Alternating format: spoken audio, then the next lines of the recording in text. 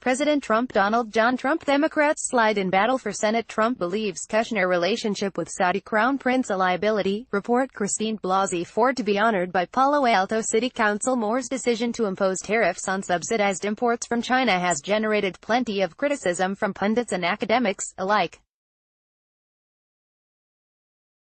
But the tariffs, which are intended to boost U.S. manufacturing competitiveness, are already leading to increased production and job growth in the heartland.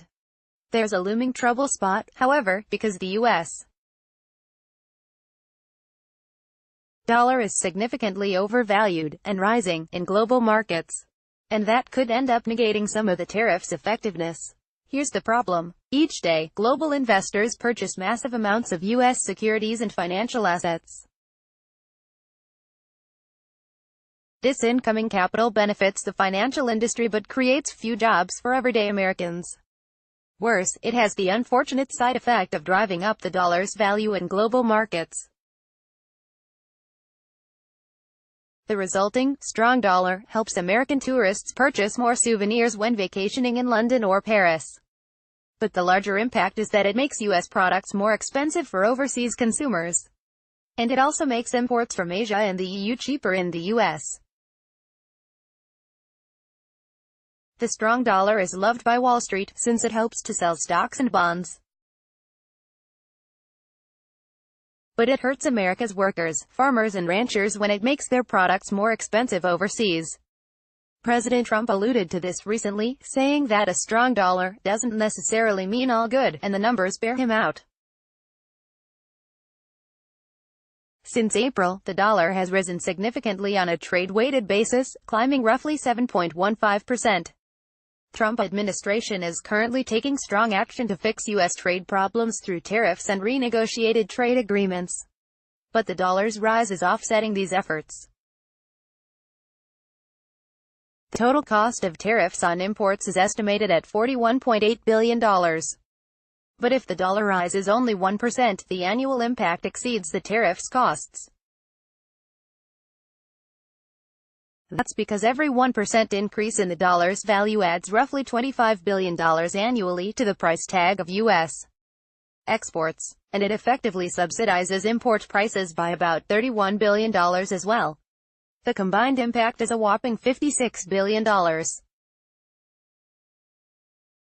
Overall, the dollar is now overvalued by as much as 25%. That means exports from Boeing, Caterpillar, Ford and the nation's farmers cost foreign buyers 25% more than they should. Conversely, imports from Kia, Toyota and Samsung become 25% cheaper in the U.S. market. This strong dollar import subsidy is pushing U.S. manufacturers to the wall, preventing them from raising wages in the face of heavy price competition. The Trump administration has shown admirable focus in addressing America's massive goods trade deficit, which reached $800 billion last year.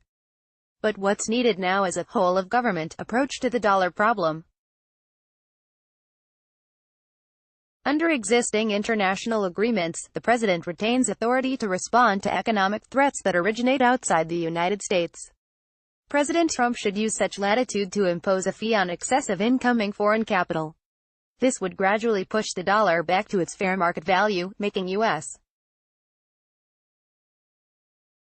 exports more competitive globally and gradually eliminating the trade deficit.